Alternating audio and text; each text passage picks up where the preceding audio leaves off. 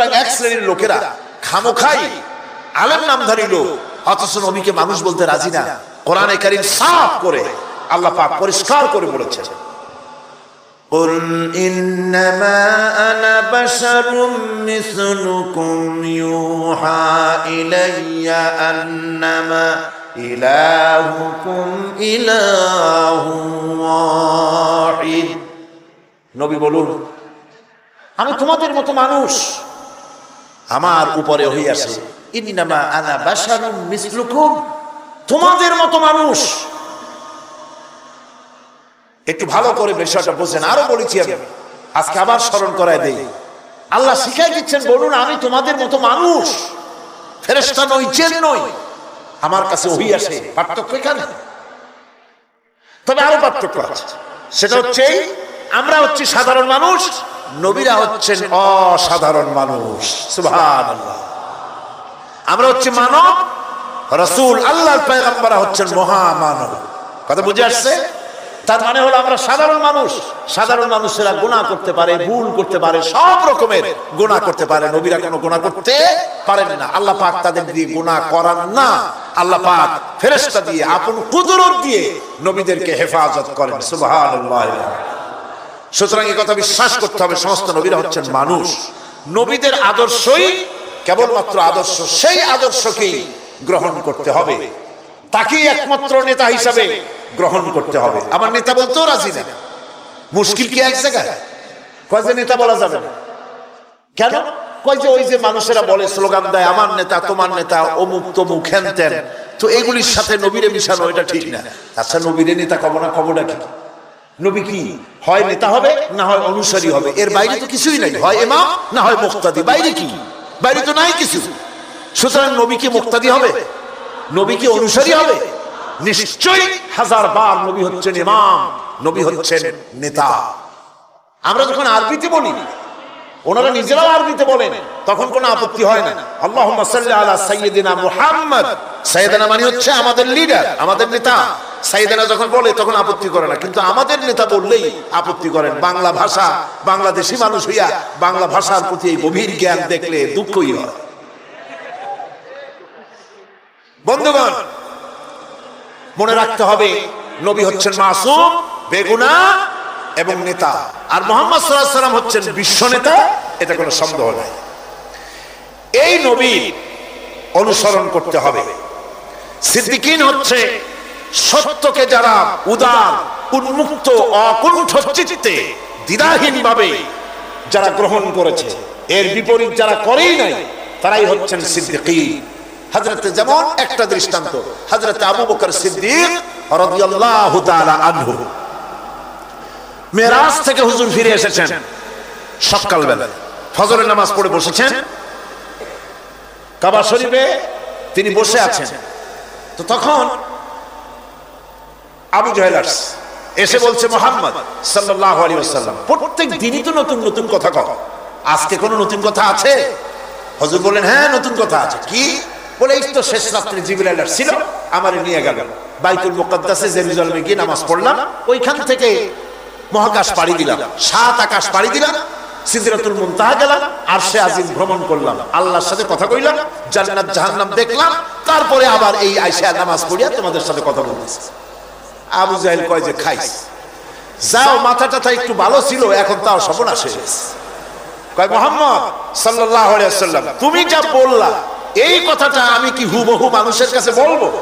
হুজুর বলছেন, অবশ্যই বলো গিয়ে। আবু জাহেল চিন্তা করলো, দিস ইজ দ্য মোমেন্ট, এটাই হলো আসল সুযোগ পেয়ে গেছে মানুষকে বিভ্রান্ত করার জন্য। সবার আগে ছুটে চললো হযরত আবু বকর রাদিয়াল্লাহু তাআলা আনহুর বাড়িতে, যে বলছেন, আবু বকর শুনেছো? বলে, কি? মুহাম্মদ সাল্লাল্লাহু আলাইহি ওয়াসাল্লাম এইরকমের কথা বললো, বেচারার মাথাটা যাও ভালো ছিল, শেষ। হুজুর বলছেন, আবু জাহেল আমার রাসূলকে এরকম বলেছেন? আবু জাহেল বলছে, আমার নিজ কানে শুনে আসলাম, এখনো তিনি সেখানে বসা। হযরত আবু বকর বলেন, আবু জাহেল, আমার আল্লাহর নবী তিনি যদি এরকম কথা বলে থাকেন, তাহলে আমি কোন সন্দেহ পোষণ করি না, অবশ্যই আল্লাহ রাব্বুল আলামিনের হাবিব যা বলেছেন তা সত্য। হযরত আবু বকর রাদিয়াল্লাহু তাআলা আনহু মসজিদে হারামে আসলেন, হুজুরকে জিজ্ঞেস করলেন, হুজুর আবু জাহেল আমাকে এই সব কথা বললো, এগুলি কি ঠিক? হুজুর বললেন হ্যাঁ। তিনি ঘটনা বয়ান করলেন। হযরত আবু বকর বললেন, হে রাসূল, আপনি যা বলেছেন সত্য বলেছেন, আপনার মেরাজ ঠিক হয়েছে, সঠিক হয়েছে, সন্দেহ নাই। হুজুর বলেন, আবু বকর তুমি তো শুধু আবু বকর নাও, তুমি সিদ্দিক। সত্যকে যারা অকুণ্ঠ চিত্তে দ্বিধাহীন ভাবে যারা সত্যের সামনে মাথা নত করেছে, গ্রহণ করে নিয়েছে, দ্বিমত পোষণ করে নাই, কোন রকমের দুষ্ট বুদ্ধির আশ্রয় গ্রহণ করেনি, উল্টাপাল্টা করেনি, এই সমস্ত মানুষেরই হলো সিদ্দিক। আর এদের দলকেই সিদ্দিকিন বলা হয়। তাহলে নবীয়িন, সিদ্দিকিন এনারা হচ্ছেন নেয়ামত প্রাপ্ত। 3 নম্বরে হচ্ছে শুহাদা। সত্যকে যারা সত্যের সাক্ষী দিয়েছে, সত্যের সাক্ষ্যদাতা। সত্য হচ্ছে ইসলাম। সত্য কি? ইসলাম। সত্য হচ্ছে আল্লাহ, সত্য হচ্ছে নবী, সত্য হচ্ছে কোরআন, সত্য হচ্ছে হাদিস। এই মহাসত্যকে যারা স্বীকৃতি দিয়েছে, নিজেদের কথা দিয়ে, কাজ দিয়ে, ধন দিয়ে, সম্পদ দিয়ে, এমনকি নিজের জীবনটা এই রাস্তায় বিলিয়ে দিয়ে মহাসত্যের চিরস্থায়ী সাক্ষী দিয়ে দুনিয়া থেকে যারা বিদায় হলেন, ওনারা হচ্ছেন শহীদ। আজ রাস্তাঘাটে শহীদ হয়, যাত্রার নামের আগে শহীদ বসায় দেয়। শহীদ এত সোজা জিনিস নয়। আল্লাহর রাস্তায়, ধর্মের জন্য, ইসলামের জন্য, আল্লাহর জন্য, কোরআনের জন্য, রাসূলের জন্য যারা জীবন দেন, তারাই হচ্ছে শহীদ। এই শহীদদের মর্যাদা আল্লাহ রাব্বুল আলামিন এত বেশি মর্যাদা দান করেছেন। শহীদদের মর্যাদা আল্লাহ পাক দিয়েছেন, কিয়ামতের দিন শহীদদের কোনো বিচার করা হবে না। আল্লাহ রাব্বুল আলামিন শহীদদেরকে বিনা বিচারে জান্নাত দিয়ে দিবেন।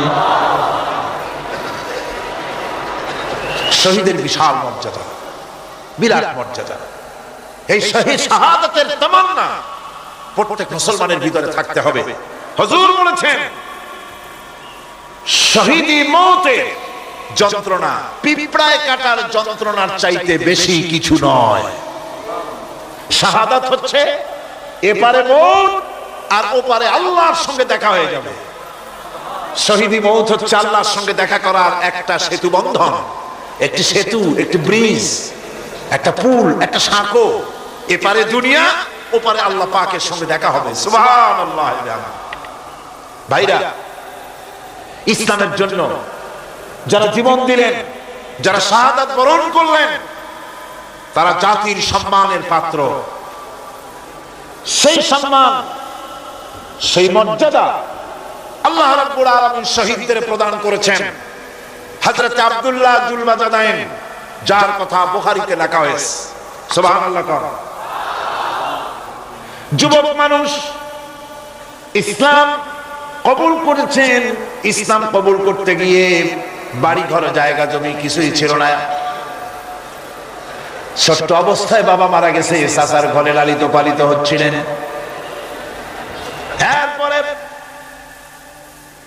রাসূলের প্রতি ঈমান আনবেন, চাচার ভয়তে পারেন না। হুজুর হিজরত করলেন। আব্দুল্লাহ, তার নাম ছিল আব্দুল উজ্জা। তিনি চলে গেলেন চাচার কাছে। চাচা গো, মুহাম্মদ সাল্লাল্লাহু আলাইহি ওয়াসাল্লাম আল্লাহর নবী, ব্যাপারে তোমার মত কি? তিনি বলেন, আমারও তো তাই মনে হয়। যদি তাই মনে হয়, তার উপর ঈমান আনবেন কিনা? চাচা বলে, না, কখনো ঈমান আনবো না।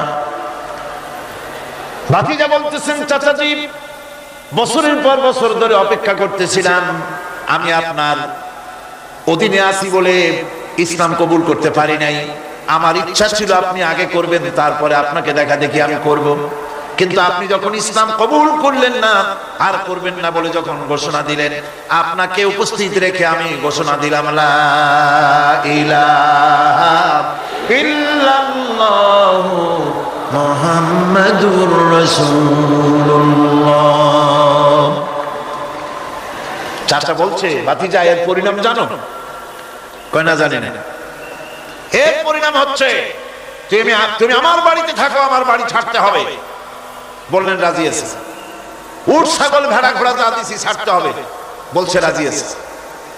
চাচা বলছে, শুধু তাই নয়, পরনের যে লুঙ্গি আছে, গায়ে যে জামা আছে, আমার পয়সার লুঙ্গি জামা ছাড়তে হবে। ভাতিজা বলছে ইমানের জন্য যা চাও সব ছাড়িয়ে দেব, জামা লুঙ্গি খুলে ফেলে দিয়ে দিলেন। হাদিস। তিনি চলে গেলেন মায়ের কাছে ওই অবস্থায়। মা এই যুবক ছেলেকে উলঙ্গ অবস্থায় দেখে দুই হাত দিয়ে নিজের চোখ চেপে ধরেছেন, বাবা তোমার এই অবস্থা কেন? ছেলে বলছেন, মা ঈমান আনার কারণে আমার এই অবস্থা হয়েছে। মা বলে, বাবারে কি চাও আমার কাছে? আব্দুল উজ্জা বলছে, মা কিচ্ছু চাই না, একটুখানি কাপড় আমারে দাও, আমি বিশ্ব নবী মুহাম্মদ সাল্লাল্লাহু আলাইহি ওয়াসাল্লামের খেদমতে যেতে চাই। মায়ের কাছে পুরানা কম্বল ছিল, কম্বলটা তিনি দিয়ে দিলেন। হযরতে এখনো তো সে মুসলমান হয়নি, ওই কম্বলটা ছিঁড়ে নিয়ে দুই টুকরা করে কম্বলটা পরলেন, আদাটা তাতে করে হাঁটু ঢাকে না, আর একটা কোন রকম গায়ে দিলেন। এরপরে হেঁটে হেঁটে কষ্ট করে মদিনায় চলে গেলেন।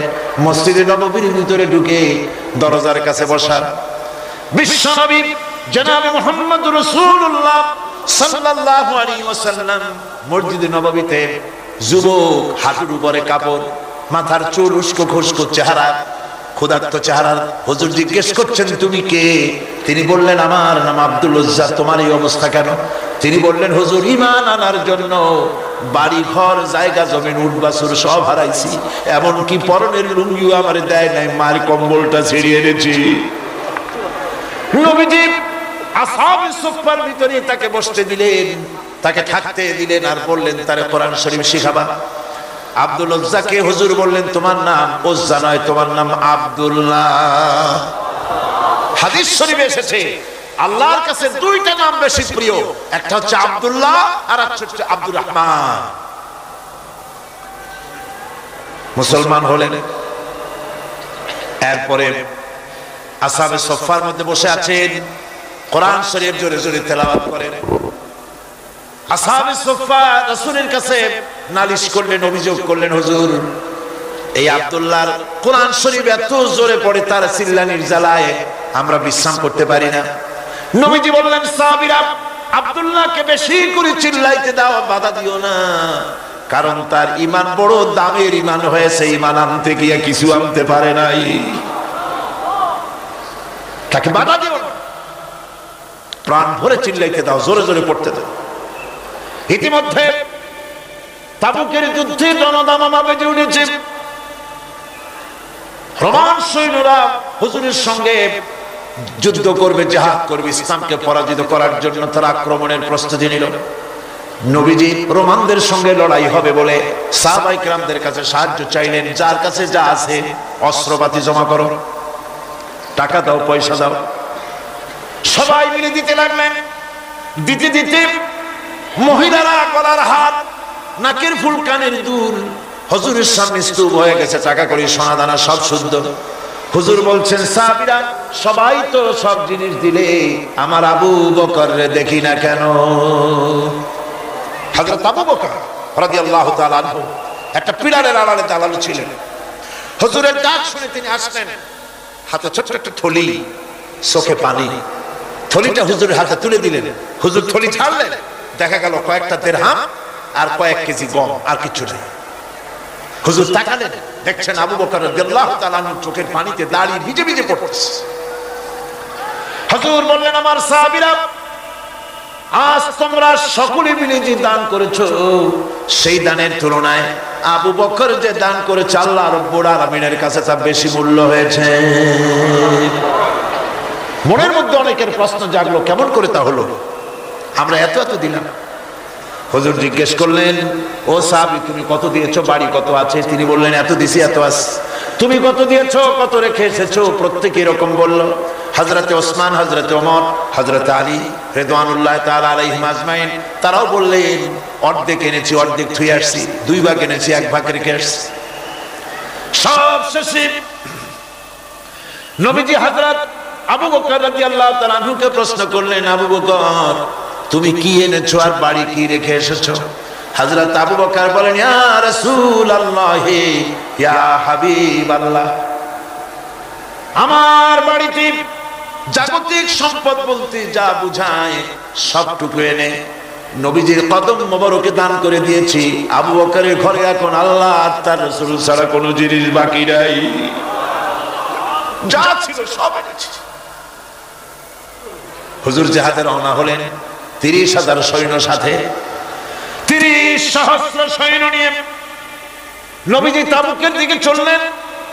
পথের মধ্যে হযরত আব্দুল্লাহ এসে হুজুরের সামনে দাঁড়ায় গেছেন। আব্দুল্লাহ এসে বলেন, ইয়া রাসূলুল্লাহ, একটু দাঁড়ান। এই জিহাদে মেয়ে লোক পুরুষেরা সাহাবীরা সবাই প্রাণ ভরে দান করলো, কিন্তু আমি এমন এক বান্দা আল্লাহর কিছুই দিতে পারলাম না। আমার তো দেওয়ার মতো কিছুই নাই হুজুর, আমার দেওয়ার মতো কিছুই নাই। তবে আমি আপনার কাছে দোয়া চাই, আপনি দোয়া করুন আমি যেন এই যুদ্ধে জিহাদের ময়দানে আমি যেন শহীদ হতে পারি। নবীজি বললেন, একটু বাকল নিয়ে আসো গাছের। একটা গাছের বাকল আনা হলো। এই বাকলটা হুজুর নিজ হাতে আব্দুল্লাহর হাতে বাঁধা দিলেন আর বললেন, রব্বুল আলামিন, আমি আব্দুল্লাহর রক্ত কাফিরদের জন্য হারাম করে দিলাম। হযরত আব্দুল্লাহ কেঁদে জারজার হতে যাচ্ছেন, বলছেন, ইয়া রাসূলুল্লাহ, আমি চাইলাম শহীদ হব আর আপনি আমার রক্তকে কাফেরদের জন্য হারাম করে দিলেন। হুজুর বলেন, আব্দুল্লাহ রে, এখন যদি তোমার মৃত্যু জ্বরের ভিতরে হয়, আল্লাহ রাব্বুল আলামিন তোমারে শাহাদাত নসিব করে দিবেন। তাবুকের ময়দানে হুজুর চলে গেলেন। কয়েকদিন পরে খবর আসলো হুজুরের কাছে, আব্দুল্লাহ কয়েকদিন জ্বর ভোগ করে আব্দুল্লাহ মারা গিয়েছেন। হুজুর বললেন, তার জানাজার ব্যবস্থা করো, কাফন দাফনের ব্যবস্থা করো। ব্যবস্থা হয়ে গেল। রাতের বেলায় দাফন হবে। একজন লোক কবরের কাছে দাঁড়ায় টিম টিম করে একটা আলো নিয়ে দাঁড়ায় আছে, আর একজন লোক কবরের ভিতরে নেমেছেন। দুই ব্যক্তি লাশ দুই হাতে উঁচু করে নিয়ে আসতেছেন কবরের কাছে। যিনি কবরের ভিতরে দাঁড়ানো তিনি বলতেছেন, লাশ বহন করে তোমরা যে দুইজন আনতেছো, লাশের সাথে খবরদার বেয়াদবি করো না, তোমাদের ভাইয়ের সঙ্গে আদব করো। এই বলে কবরের ভিতরে যিনি দাঁড়িয়েছিলেন তিনি লাশটারে ধরলেন। কবরের ভিতরে দাঁড়িয়ে যিনি লাশ ধরেছেন, লাশকে কবরে শোয়াই দিয়েছেন, তিনি আর কেউ নন, তিনি বিশ্ব নবী মুহাম্মদুর রাসূলুল্লাহ। নিজের হাতে হযরত আব্দুল্লাহকে শোয়াই দিলেন। লাশ বহন করে যে দুইজন আনলেন, তার একজন হলেন হযরত আবু বকর আর একজন হযরত ওমর রাদিয়াল্লাহু তাআলা আনহুমা। আর আলো নিয়ে যিনি দাঁড়িয়েছেন টিম টিম করে জ্বলতেছেন, তিনি হযরত বেলাল। কবরের ভিতরে হযরত আব্দুল্লাহকে শুইয়ে দিয়ে উপরে মাটি দিয়ে নবীজি কবরের দুই দিকে হাত দিয়া আল্লাহ রাব্বুল আলামিনের দরবারে ফরিয়াদ তুললেন, রব্বুল আলামিন, আমি আজকে সন্ধ্যা পর্যন্ত এই আব্দুল্লাহর প্রতি রাজি ছিলাম, খুশি ছিলাম। আল্লাহ গো, তুমি আব্দুল্লাহর প্রতি রাজি হয়ে যাও। হযরত ইবনে মাসউদ রাদিয়াল্লাহু তাআলা আনহু পাশে দাঁড়ানো ছিলেন। চিৎকার দিয়ে কেঁদে কেঁদে বললেন, আয় আল্লাহ তাআলা, এই কবরের ভিতরে আজকে আব্দুল্লাহর লাশটা না হইয়া যদি আমার লাশ হতো, আমার ভাগ্যটা খুলে যেত। শহীদের মর্যাদা আল্লাহ পাকের কাছে সবথেকে বেশি। এই শহীদের পর, নিয়ামত প্রাপ্তদের পর, যারা নিয়ামত পেয়েছে পৃথিবীতে, নবীজিন, সিদ্দিকিন, শুহাদা, এরাই হচ্ছেন নিয়ামত প্রাপ্ত। আল্লাহর রাস্তায় জীবন দেওয়ায় যে মজা, পৃথিবীতে আর কোনো কিছুতে সেই মজা নাই। হযরত ওমর রাদিয়াল্লাহু তাআলা আনহু দোয়া করতেন, আল্লাহুম্মা রযুকনি শাহাদাতান ফি সাবিলিক ওয়াজআল মাউতি ফি বালাদি রাসূলিক। আয় আল্লাহ, তুমি আমাকে শাহাদাতের মত আমাকে দান করো। শাহাদাতের তামান্না প্রত্যেকটি মুসলমানের ভেতরে থাকতে হবে। শহীদ হওয়া যাবে ইসলামের জন্য। সময় হয়তো আসতে পারে, হয়তো এমন সময় আসতে পারে যখন কোরআনের মর্যাদাকে টিকিয়ে রাখার জন্য, সুন্নতে নববীকে টিকিয়ে রাখার জন্য জান দেওয়া লাগতে পারে। তখন কি আপনারা জীবন দিতে পারবেন?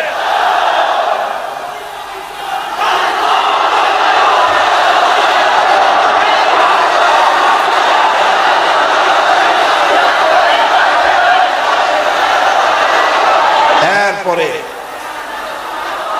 চতুর্থ নম্বরে হচ্ছে সালিহিন। চতুর্থ নম্বরে কি? সালিহিন। সালিহিন হচ্ছে জীবনের প্রত্যেকটি ক্ষেত্রে যারা একনিষ্ঠভাবে আল্লাহর বিধান পালন করেছেন, যারা পুণ্যের সাথে সুদৃঢ় থেকেছেন, যারা অটল থেকে পুণ্যের সাথে হকের সাথে অটল থেকেছেন, কোন অবস্থাতেই ইসলামী আদর্শের বিরুদ্ধাচরণ করেনি, তারাই হচ্ছেন সালিহিন।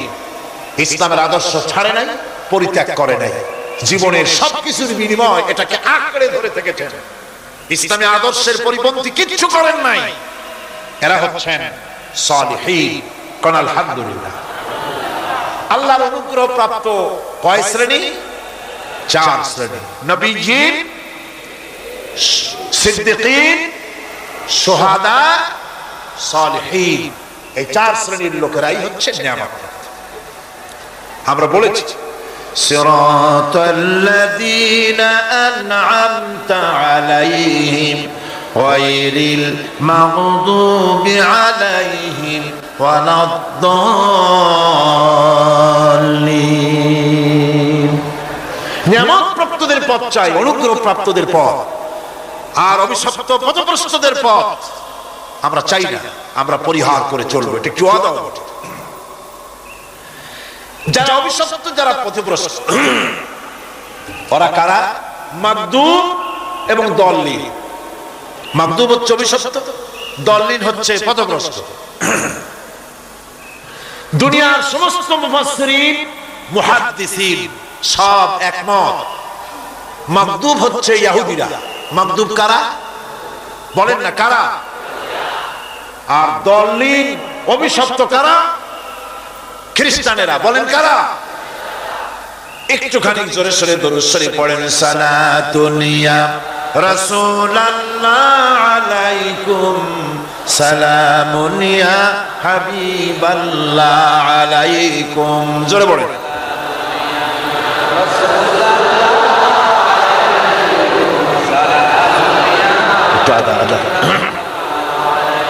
সালাতুন ইয়া রাসূলুল্লাহ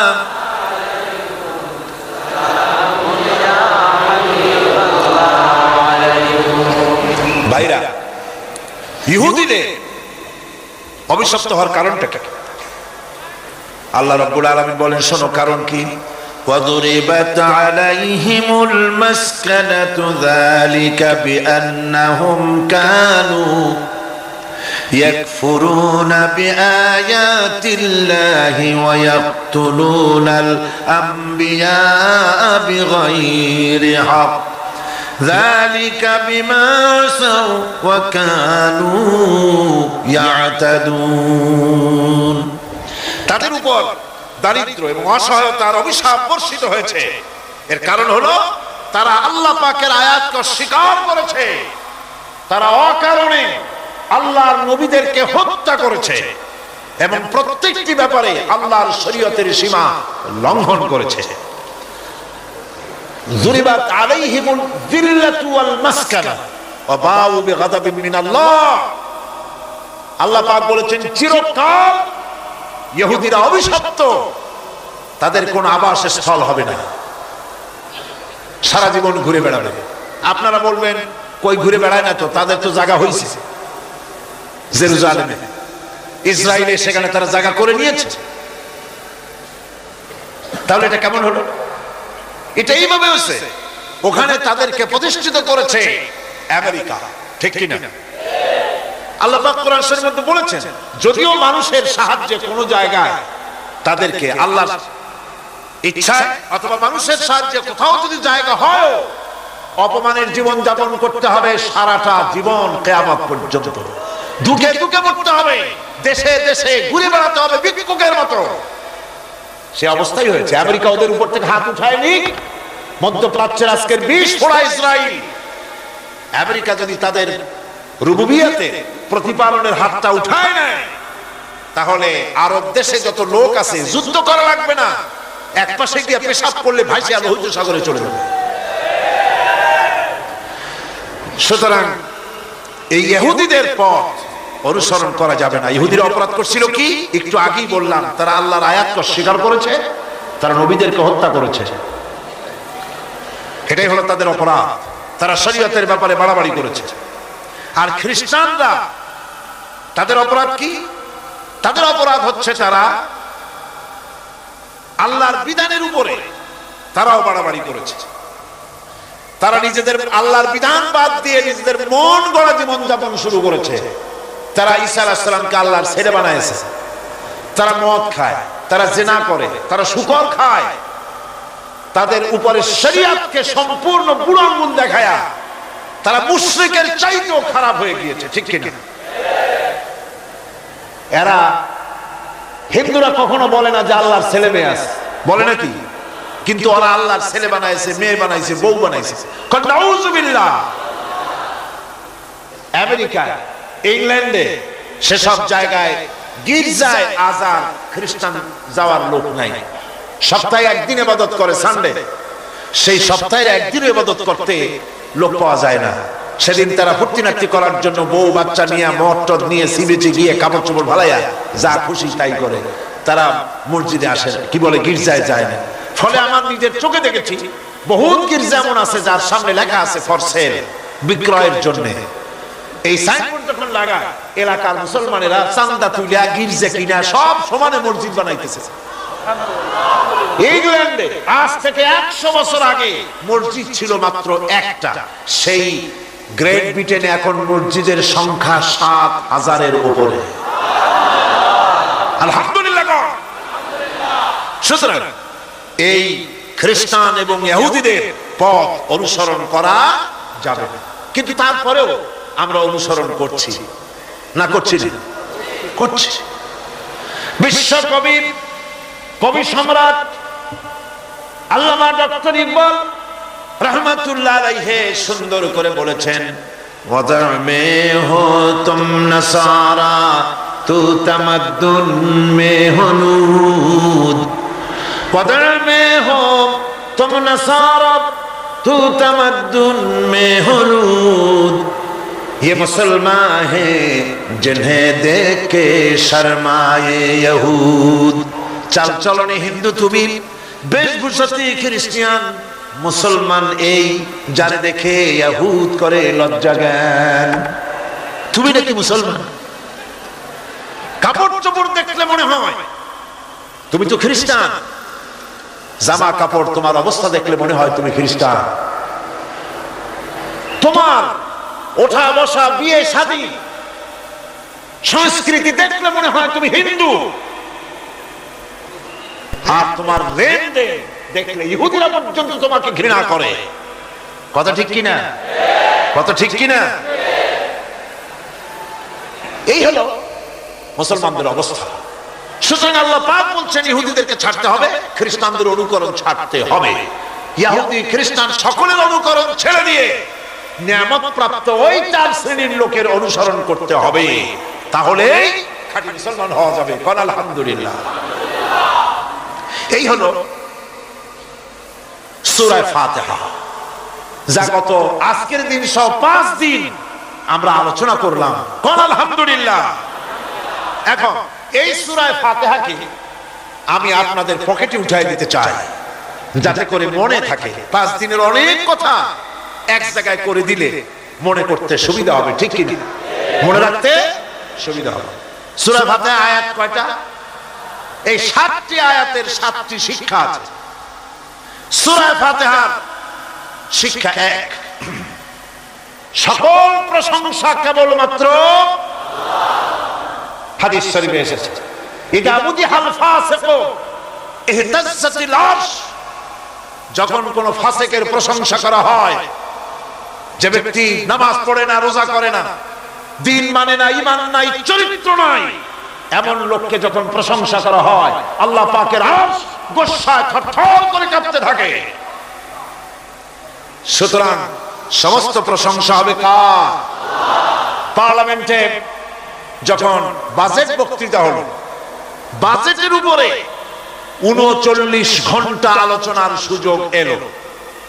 আমি দেখলাম প্রত্যেকেই আলোচনার সময় বলছেন, আমি স্মরণ করছি সহস্র বছরের অমুক, শ্রেষ্ঠ অমুক, আমার নেতা অমুক, এভাবে বলছে।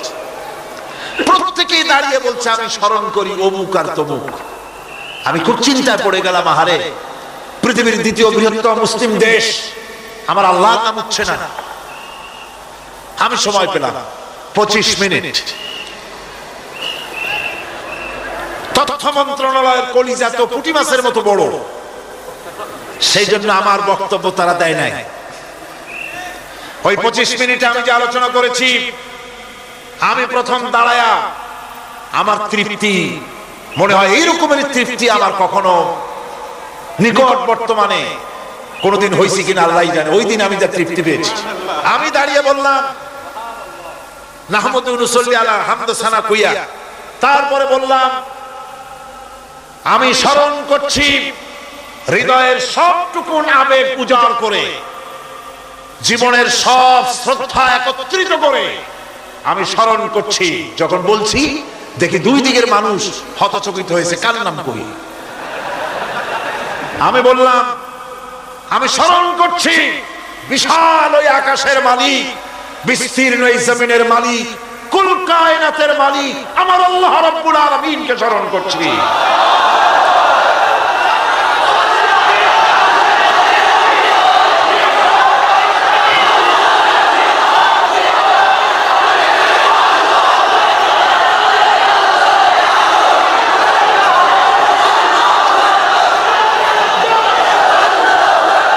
সুতরাং আমি দারুণ তৃপ্তি পেয়েছি। আপনাদেরকেও বলি, প্রশংসা হবে কেবলমাত্র আল্লাহ পাকের। প্রশংসা কার? আর প্রশংসা হবে বিশ্ব নবী জনাব মুহাম্মদ রাসূলুল্লাহ সাল্লাল্লাহু আলাইহি ওয়াসাল্লাম। চিৎকার মেরে সারা জীবন আল্লাহ এবং রাসূলের প্রশংসা করতেই ইনশাআল্লাহ আমাদের করতে হবে, মুসলমানদের দায়িত্ব। আর প্রশংসা করব যারা আমার রাসূলের, আল্লাহর হুকুম মানে আর আমার রাসূলের অনুসরণ অনুকরণ যারা করে, তারা আমাদের সম্মানের পাত্র। আলহামদুলিল্লাহ। 2, শেষ বিচারে একমাত্র মালিক হচ্ছেন আল্লাহ পাক। সূরা ফাতিহার দ্বিতীয় শিক্ষা, শেষ বিচারের দিন, ডে অফ জাজমেন্ট, শেষ বিচারের দিনের মালিককে একচ্ছত্র অধিপতি আল্লাহ রাব্বুল আলামিন। যেদিন কেউ কথা বলতে পারবে না আল্লাহ পাকের নির্দেশ ছাড়া, সেই হাসরের মাঠের একচ্ছত্র মালিক আল্লাহ পাক। সুপ্রিম কোর্টের সুপ্রিম কোর্ট, সমস্ত জাস্টিসদের জাস্টিস হবেন আল্লাহ সুবহানাহু ওয়া তাআলা। এটা হলো দ্বিতীয় শিক্ষা, মনে রাখতে হবে। সেদিন আল্লাহ পাক তিনি বিচার করবেন, কঠিন বিচার হবে সেদিন, এটা মনে রাখতে হবে। 3 নম্বরের শিক্ষা হচ্ছে সূরা ফাতিহার শিক্ষা নাম্বার 3, জীবনের সকল ক্ষেত্রে গোলামি, আনুগত্য, দাসত্ব একমাত্র কেবলমাত্র শুধুমাত্র আল্লাহ রাব্বুল আলামিনের। গোলামি কার হবে? চিল্লায় বলেন কার হবে? 3। 4 নম্বরে সাহায্য চাইতে হবে কেবলমাত্র কার কাছে? আল্লাহ পাকের কাছে। 5, হেদায়েতের গ্রন্থ হিসেবে গ্রহণ করতে হবে আল্লাহ পাকের কোরআনে কারীমকে। 6, অনুসরণ করতে হবে কেবলমাত্র নবীয়িন, সিদ্দিকীন, শুহাদা, সালিহিনদেরকে। 7, জীবনের সকল স্তর থেকে ইহুদি এবং নাসারাদের প্রভাব মুক্ত করতে হবে নিজের জীবনকে। ইহুদি, নাসারা, আল্লাহ বিরোধী যারা মুশরিক, নাস্তিক, মুরতাদ, এই সবগুলি থেকে নিজেকে মুক্ত করতে হবে। গোলামি হবে কেবলমাত্র আল্লাহ পাকের। আর এইভাবে 7টি আয়াতের 7টি শিক্ষা আপনাদের সামনে পেশ করলাম। আল্লাহ রাব্বুল আলামিন এগুলি যেন মানার তৌফিক আমাদের দেন, আমরা বলি আমিন। আর জোরে বলেন আমিন। বন্ধুগণ, গায়রিল মাগদুবি আলাইহিম ওয়ালাদ-দাল্লিন আমরা পড়ি, ইহুদি এবং খ্রিস্টানের পথ অনুসরণ করব না বলি, কিন্তু এই তো 1 জানুয়ারি আসতেছে। 1 জানুয়ারি 1997 সন, 31 ডিসেম্বর রাত 12টা 1 মিনিটের সময় বাংলাদেশের শহর সমূহে বাজি পোড়ানো শুরু হয়। কথা ঠিক কিনা?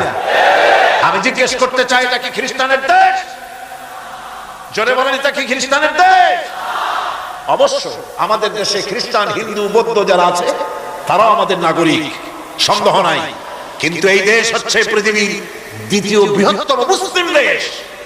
খ্রিস্টানেরা নববর্ষ উদযাপনের জন্য বাজি পোড়া, ফুর্তি করুন, যা বললে তাই করুন, কিন্তু একজন মুসলমান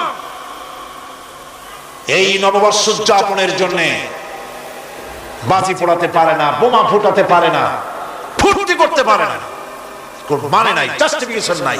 এটা যদি করা হয় আপনি খ্রিস্টানদের গোলামি করছেন, এটাই প্রমাণিত হবে। পয়লা বৈশাখ নববর্ষ উদযাপন করা হয় আমাদের দেশে, আজ 2-4 বছর ধরে শুরু হয়েছে পয়লা বৈশাখ উদযাপন করা। পয়লা বৈশাখে সকাল বেলায় বাসন্তী রঙের শাড়ি পরে সারা রাত রাস্তায় আলপনা এঁকে রমনা লেকের পাশে গিয়ে যুবতী আর যুবকরা বাসন্তী রঙের শাড়ি পরে সূর্য উদয়ের পানে করজোড়ে সেদিকে তাকিয়ে বলে, এসো হে নব বৈশাখ, স্বাগতম হে। বৈশাখ বলে বাবাজিরা আমারে ডাকতেছো, ওয়েট এন্ড সি, অপেক্ষা করো, আসতেছি। যে বৈশাখকে ডাকা হলো, স্বাভাবিক বৈশাখ কাল বৈশাখী রুদ্র রূপ ধারণ করে 180 মাইল স্পিডে এসে বাড়ি ঘর কল কারখানা ভাঙ্গিয়া জনমের মতো স্বাগতম হে।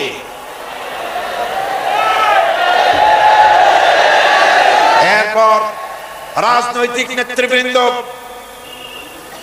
এবং বুদ্ধিজীবী, ছাত্র ছাত্রী, শিক্ষক, এক শ্রেণীর শিক্ষক বৃন্দ মঙ্গল প্রদীপ জ্বালিয়ে দিনের সূচনা করেন। কুকুরের মুখোশ, গাধার মুখোশ, কুমিরের মুখোশ পরে মিছিল করেন। ঢোল আরো কি হাবিজাবি বাজাইয়া ফুর্তির চোটে শীতই পড়বে না খারাপ হয়ে থাকবে দিশা করতে পারে না, ঠিক কিনা কন? আমি জিজ্ঞেস করি, পয়লা বৈশাখের সাথে উদযাপন, নববর্ষ উদযাপনের সাথে মুখোশ পরার সম্পর্ক কি? গরু আর গাধার শুকরের মুখোশ পরে আপনি কি বুঝাতে চান যে নতুন বছরটা জাতির সাথে গাধার মতো ব্যবহার করবেন অথবা কুকুরের মতো? নাউযুবিল্লাহি মিন যালিক। মুসলমানদের জন্য জায়েজ নাই, হারাম হারাম। বৈশাখের কোনো গুরুত্ব নাই। পয়লা বৈশাখ যদি কিছু করতেই হয়, ফজরের নামাজ পড়ে, দরুদ পড়ে, তেলাওয়াত করে আল্লাহর কাছে মুসলমানের দোয়া করা দরকার। আল্লাহ, বিগত বছরটা পার করেছি গুনাহ করে, নাফরমানি করে, আগামী বছর আমাদেরকে নেককার বানাও, নামাজি বানাও, চরিত্রবান বানাও, দিনদার বানাও, বছরটা দেশের জন্য, জাতির জন্য কল্যাণকর করে দাও।